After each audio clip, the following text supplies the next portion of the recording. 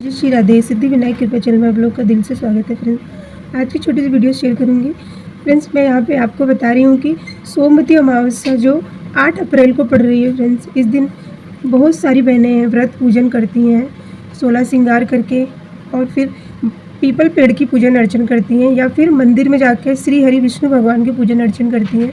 तो ये जो इस बार जो 8 अप्रैल को पड़ रही है, जिसे चैत्र अमावस्या कहेंगे, ये शुभ नहीं है। तो आप अगर नए लोग व्रत उठाना चाहते हैं, नई बहनें कुंवारी कन्याएं व्रत करती हैं, या फिर जो महिला नया व्रत उठाना चाहती है, तो इस बार जो खरमास महीना है तो आप नहीं उठा सकती, क्योंकि ये चैत्र में पड़ रही है तो हमें व्रत नहीं उठाना चाहिए। लेकिन जो पहले से कर रही हैं वो इस व्रत को करें, और अच्छे से जैसे भी पूजन अर्चन करती हैं उसका व्रत पूजन करना चाहिए।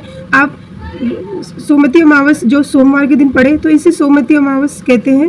अगर आप ये मंगलवार को पड़ती है तो इसे भौमती अमावस कहते हैं फ्रेंड्स। तो इसकी जो सोमवार की जो अमावस होती है वो इसकी बहुत ही शुभ और इसकी महिमा बहुत बड़ी होती है।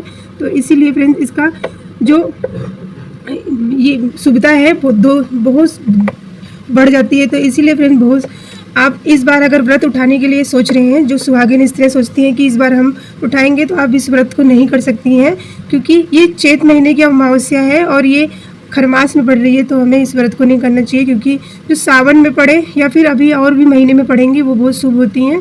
तो सावन की जो अमावस सोमवार के दिन पड़ जाती है तो वो बहुत ही शुभ और इसका बहुत बड़ा शुभ प्रमाण होता है, और बहुत शुभता इसकी बहुत ज़्यादा बढ़ जाती है फ्रेंड्स। तो यहाँ मैं आपको बता रही हूँ कि फ्रेंड्स हमें पूजन अर्चन सोमवती अमावस का बहुत विधि विधान से करना चाहिए, क्योंकि इस सोमवती अमावस का शुभता बहुत बड़ी है और इसे हर सुहागिन स्त्री करती है। तो आप अगर व्रत पूजन करती हैं तो व्रत की जो किताब होती है, अगर आपके पास ना हो तो उसे पहले से ही खरीद लेना चाहिए, और आपके पास होगी भी तो आप क्या करेंगे कि उसमें जितने भी सामान होता है वो सब पहले से खरीद लेना चाहिए, क्योंकि अगर आप बाद में लेंगी तो आपको पता नहीं चलेगा उसमें क्या क्या सामान, एक दिन पहले ही सब कुछ इकट्ठा करना होता है।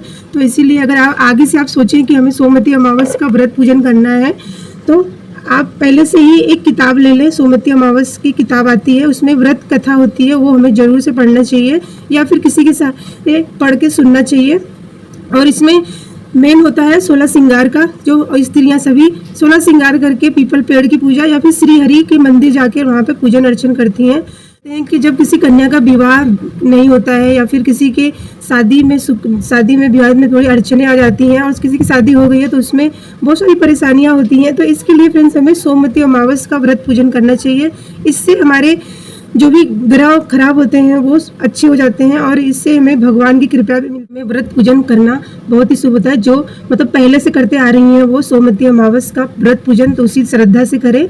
और पीपल पेड़ की पूजन इसमें मेन होता है, इसमें पीपल पेड़, या फिर अगर आपके पास तुलसी की पौधा है तो उसकी पूजन, अगर आपका पीपल पेड़ ना हो, या फिर कहीं आप चले गए हैं, पहले आप जहाँ रहते थे वहाँ बहुत सारा मतलब सुविधा थी कि पीपल पेड़ की पूजन अर्चन सभी अच्छे से करते थे, लेकिन अगर आप कहीं चले जाते हैं तो वहाँ पे हो सकता है कि आपको वो सब सुविधा ना मिले। तो आप फ्रेंड्स अगर आपके घर में तुलसी है तो उसकी भी सेवा अर्चना उसी तरह से पीपल पेड़ की तरह से करके आप ये व्रत पूजन कर सकते हैं। या फिर कई लोग नहीं होता है तो अपने घर में ही कलश पूजन करते हैं, अष्टदल कमल बना के उसके नीचे कलश पूजन हमें रख के वहाँ पे एक दीप जला के, और वहाँ पे मतलब 16 श्रृंगार का सामान रख के अपना खुद भी 16 श्रृंगार करें, और व्रत करके अपने कलश पूजन करके भी आप व्रत पूजन करना चाहिए, क्योंकि ये सोमवती अमावस का बहुत ही शुभ है और इसे जरूर से हमें करें और इसका लाभ उठाएं फ्रेंड्स। तो ये थी बहुत ही छोटी सी वीडियो।